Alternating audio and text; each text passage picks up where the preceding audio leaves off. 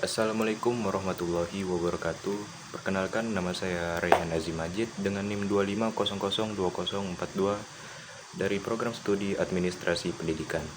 Pada kesempatan kali ini saya akan membahas materi dari mata kuliah Komunikasi Organisasi, yaitu mengenai komunikasi verbal dan komunikasi nonverbal.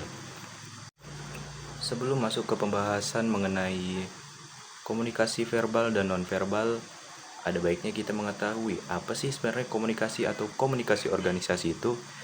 Yang pertama, komunikasi ini merupakan proses penyampaian informasi atau pesan antara komunikator atau yang bisa disebut dengan pengirim dengan komunikan, yaitu penerima, dengan menggunakan bahasa verbal maupun nonverbal.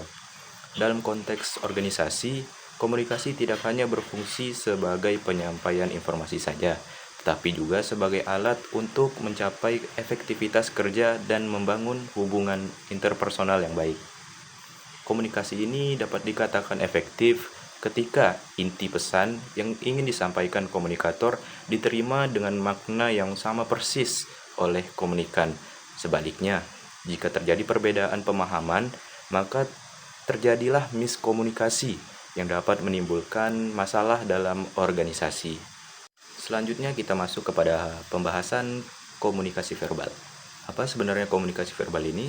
Komunikasi verbal ini merupakan bentuk komunikasi yang disampaikan menggunakan kata-kata baik secara lisan maupun tertulis. Seperti yang sedang saya lakukan pada saat ini, saya sedang berkomunikasi secara lisan atau berkomunikasi secara verbal. Unsur-unsur penting dalam komunikasi verbal ini meliputi dua hal.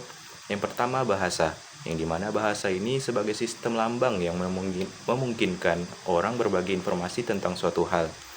Bahasa verbal ini dapat berupa lisan, tulisan, atau elektronik seperti WhatsApp dan SMS. Lalu yang kedua ada kata. Kata ini sebagai unit terkecil dari lambang bahasa yang melukiskan orang, benda, atau kejadian. Misalnya, kejadian kebakaran besar dilambangkan dengan kata kebakaran. Dalam organisasi, komunikasi verbal digunakan untuk memberikan informasi, produk, atau profil perusahaan melalui berbagai media, melakukan presentasi, rapat, dan komunikasi formal lainnya. Lalu ada 6 karakteristik utama dalam komunikasi verbal. Yang pertama yaitu jelas dan ringkas. Lalu yang kedua disampaikan secara lisan maupun tulisan. Yang ketiga menggunakan kata-kata dari satu bahasa atau beberapa bahasa.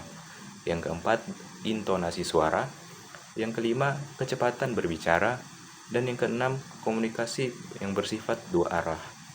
Setelah kita mengetahui apa itu komunikasi verbal, dilanjutkan kepada komunikasi nonverbal. Yang dimana apa sih komunikasi nonverbal ini? Komunikasi nonverbal ini adalah komunikasi yang dilakukan tanpa menggunakan kata-kata, melainkan melalui tindakan dan atribut seperti nada suara, pandangan mata, mimik wajah, gerakan tangan, dan bahasa tubuh. Yang dimana menurut Hartjana, dikemukakan komunikasi nonverbal ini mencakup gerakan tubuh, sikap, kontak mata, ekspresi wajah, kedekatan jarak, dan sentuhan. Adapun penelitian yang lain menyebutkan bahwa dalam komunikasi tatap muka ini hanya 7% makna komunikasi berasal dari kata-kata dan 38% dari cara penyampaian, intonasi, dan tekanan suara, dan 55% dari bahasa nonverbal yang seperti saya jelaskan tadi, ekspresi wajah dan gerakan tubuh. Hal ini menunjukkan bahwa komunikasi nonverbal memiliki peran yang sangat dominan dalam efektivitas komunikasi ataupun dalam penyampaian komunikasi. Untuk kategori komunikasi nonverbal ini dapat dikategorikan menjadi 5 jenis. Yang pertama pribadi, yaitu kebiasaan individual seperti mengedipkan mata atau memberikan kode mata ketika merasa gugup. Lalu yang kedua ada budaya, yang dimana budaya ini kebiasaan yang berlaku pada kelompok masyarakat tertentu, seperti orang Jepang yang membukukan badan sebagai bentuk penghormatan. Lalu yang ketiga ada profesional, yang dimana profesional ini adalah kebiasaan yang dilakukan pada profesi tertentu, seperti cara berpakaian karyawan hotel berbintang yang tetap mempertahankan standar tinggi meski tidak bekerja. Lalu ada kebenaran umum, yang dimana kebiasaan yang dilakukan hampir seluruh manusia, seperti menganggukkan kepala sebagai tanda setuju atau menangis ketika sedih. Lalu ada random atau acak, yang dimana gerakan acak yang tidak mengubah pesan, seperti bersin atau batuk saat berbicara. Dilanjut kepada fungsi komunikasi verbal menurut Mark L. Knapp, yang dimana ada 5 unsur atau fungsi dari komunikasi nonverbal ini. Yang pertama ada repetisi atau yang bisa disebut dengan pengulangan, yaitu mengulang gagasan yang telah disampaikan secara verbal untuk mempertegas pesan. Contohnya, menganggukkan kepala sambil mengatakan iya atau menggelengkan kepala sambil mengatakan tidak. Lalu yang kedua ada substitusi atau penggantian, yang dimana maksudnya itu menggantikan lambang verbal dengan nonverbal ketika pesan sudah cukup jelas. Contohnya itu seperti melambaikan tangan untuk memanggil seseorang tanpa bersuara atau mengacungkan jempol sebagai tanda setuju. Lalu yang ketiga ada kontradiksi atau pertentangan, yang dimana maksudnya ini adalah memberikan makna yang berlawanan dengan pesan verbal, sering digunakan untuk humor atau sindiran. Contohnya itu seperti memuji sambil mencibir atau mengatakan baik-baik saja dengan ekspresi sedih. Lalu yang keempat ada komplement atau pelengkap. Yang mana maksudnya ini adalah melengkapi dan memperkaya makna pesan verbal yang telah disampaikan. Berbeda dengan substitusi, fungsi ini tidak menggantikan, tetapi menambah makna. Contoh kasusnya itu seperti menggunakan gerakan tangan untuk memperjelas penjelasan atau menunjukkan mimik wajah yang sesuai dengan tingkat kesedihan yang dirasakan. Lalu yang kelima ini ada aksentuasi atau penegasan, yang dimana maksudnya di sini adalah menegaskan atau memberi penekanan pada pesan verbal. Contohnya itu seperti memukul meja ketika marah atau meninggikan volume suara untuk menekankan kata-kata tertentu. Baik, setelah penjelasan yang telah sampaikan tentang komunikasi verbal dan juga komunikasi nonverbal, lalu bagaimana cara menerapkan kedua komunikasi tersebut dalam suatu organisasi?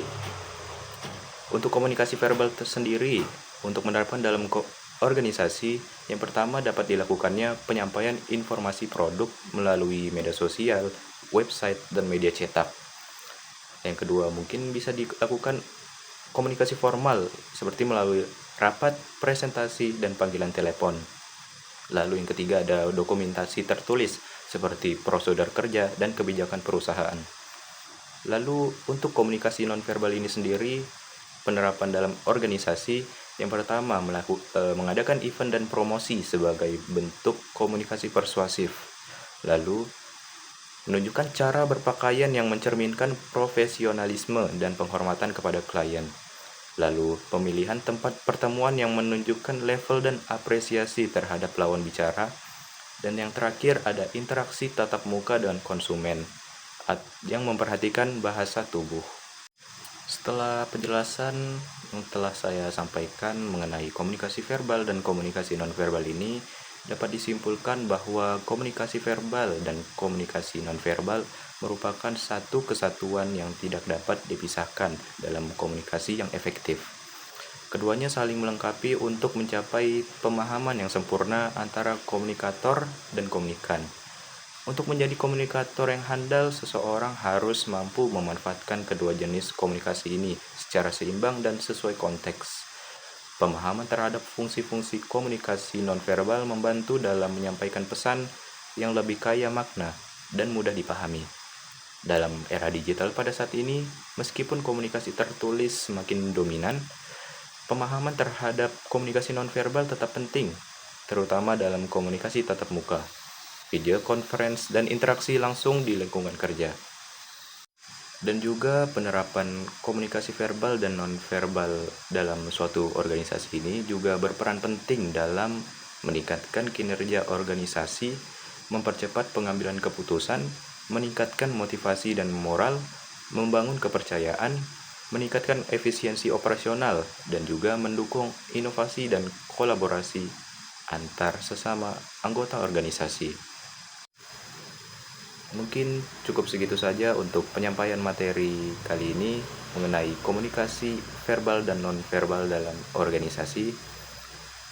Semoga apa yang saya sampaikan dapat diterima dengan baik oleh audiens, dan juga saya ingin meminta maaf bila mana ada kesalahan dan kekurangan dalam penyampaian informasi yang telah saya sampaikan. Saya akhiri, wassalamualaikum warahmatullahi wabarakatuh.